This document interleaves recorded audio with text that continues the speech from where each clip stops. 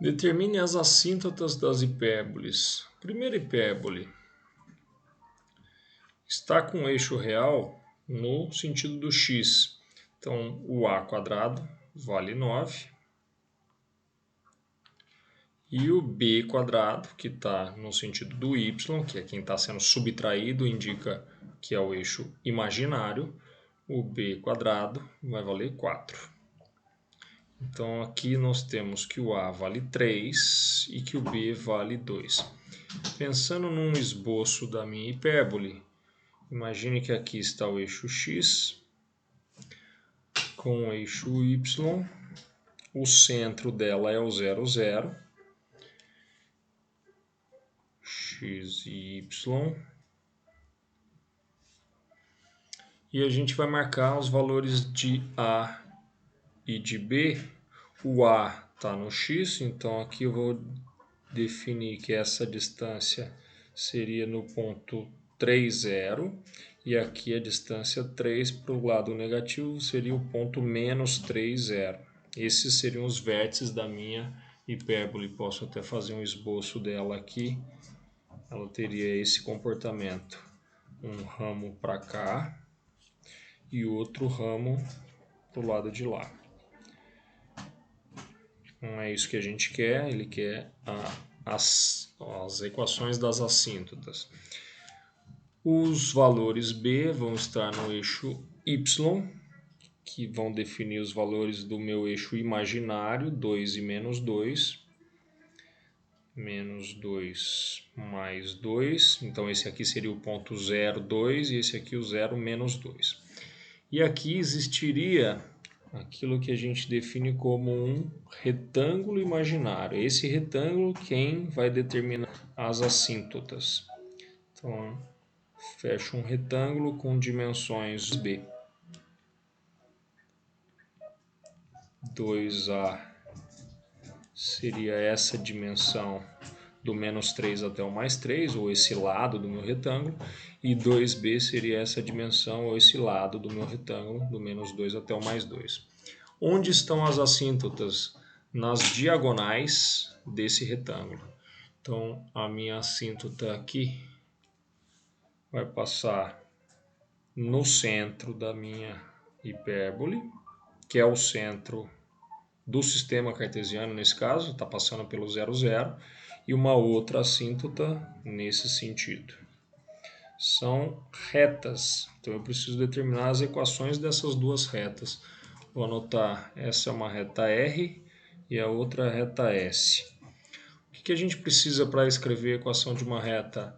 De um ponto por onde ela passa, aqui eu tenho um ponto, aqui eu tenho outro ponto, de uma reta e da outra, e do coeficiente angular. Coeficiente angular, ΔY sobre ΔX.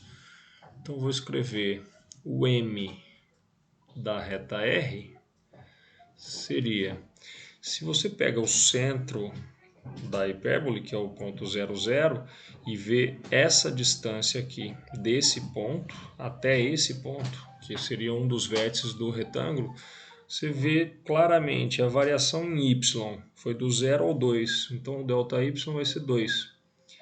E a variação em x foi do 0 ao 3, então a variação em x, 3. ΔY por ΔX definiu o coeficiente angular.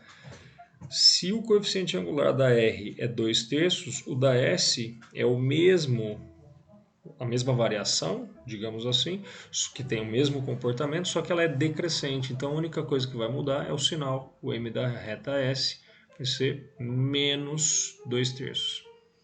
Na hora de escrever as equações, faço uso da equação fundamental ioiô mi xoxô, ioiô mi xoxô.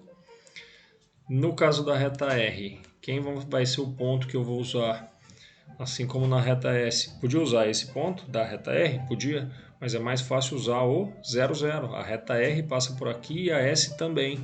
Se você usa o 0, 0, esses dois valores desaparecem. E a equação se torna y igual a m vezes x. Nos dois casos, tanto da R quanto da S, porque as duas passam pelo 0, 0. Portanto, a R terá a equação y igual a 2/3 de x E a S terá a equação y igual a menos 2/3 de x. Essas as assíntotas no item A. O que fazemos no item B? Praticamente a mesma coisa. No entanto, não está no formato que a gente entende como formato da equação reduzida. Então, eu vou fazer aqui uma transformação. Se eu estou com 5y² menos 2x² igual a 1, que foi a equação na forma que ele deu, eu queria que tivesse y² sobre algo e x² sobre algo igual a 1, como no formato do item A. O que a gente pode fazer é reescrever essa equação assim. 5y² é o mesmo que y² dividido por 1/5. Lembre-se, conserve a primeira, multiplico pelo inverso da segunda. Se eu inverter a segunda, vai virar o 5 multiplicando o y². O mesmo vale para cá. x² sobre meio. Se você fizer essa divisão, você vai voltar a ter 2x². A vantagem de conseguir olhar para isso é que o que está positivo indica onde vai estar o eixo real. Então, o a² vai ser 1/5. E onde está a subtração, ou aquele que aparece como negativo, é onde está o eixo imaginário. Então, ao longo do x está o imaginário e o b, que se relaciona com o imaginário, então b² vale meio. Se você extrair a raiz quadrada aqui, isso vai virar 1 sobre raiz de 5, que obviamente você não pode deixar assim, tem que racionalizar. Raiz de 5 sobre raiz de 5, o que vai nos dar um a igual a raiz de 5 sobre 5. E o b também você vai ter que racionalizar, porque vai ficar 1 sobre raiz de 2. Não pode deixar a raiz no denominador, multiplico por raiz de 2 sobre raiz de 2. Isso nos garante um b igual a raiz de 2 sobre 2. Novamente, pensando numa representação, um esboço do comportamento da hipérbole, você tem aqui eixos y e x, yx. O eixo real está ao longo do y, então o valor raiz de 5 sobre 5 eu vou marcar para cima e para baixo aqui no y. Vou fazer um esboço da minha hipérbole, teria um ramo aqui para cima e outro ramo aqui para baixo, com os valores raiz de 5 sobre 5, vou marcar aqui para cima, e menos raiz de 5 sobre 5, vou marcar aqui embaixo. E os valores do b estariam sobre o x. Então eu teria raiz de 2 sobre 2 negativo aqui, e raiz de 2 sobre 2 positivo desse outro lado. Isso novamente definiria aquele retângulo imaginário que a gente tenta visualizar para fazer as assíntotas, as retas de tendência.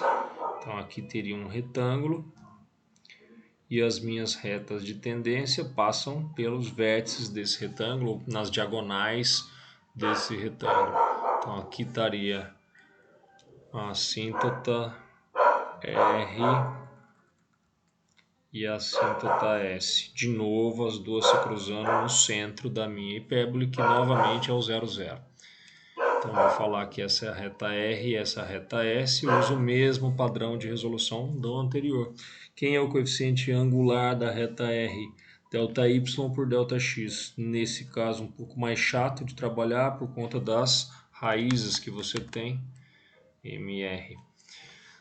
Qual a variação desse ponto 0, 0 para esse ponto aqui? Raiz de 2 sobre 2, raiz de 5 sobre 2. Variação em y. Raiz de 5 sobre 5. Dividido pela variação em x. Raiz de 2 sobre 2. Simplificando, Isso me dá 2 raízes, simplificando, conserva a primeira, multiplica pelo inverso da segunda, vira uma fração só. 2 raiz de 5 sobre 5 raiz de 2. Não posso ter essa raiz de 2 no denominador.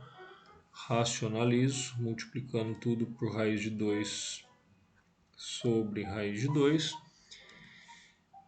Aqui nós teremos raiz de 2 vezes raiz de 2 dá 2, que simplificado com esse 2 vai me garantir um raiz de 10, raiz de 5 vezes raiz de 2 vira raiz de 10 sobre 5. Se o coeficiente da R é este, o da S é o mesmo com o sinal trocado, menos raiz de 10 sobre 5. E da mesma maneira que a gente fez no item A, o formato da equação será esse, porque as retas também passam pelo 0, 0. Então é como se eu substituísse o y0 e o x0 por 0 e 0. Portanto, a reta R vai ter a equação y igual a raiz de 10 sobre 5 vezes x. E a reta S vai ter a equação y igual a menos raiz de 10 sobre 5 vezes x. Basicamente, é isso.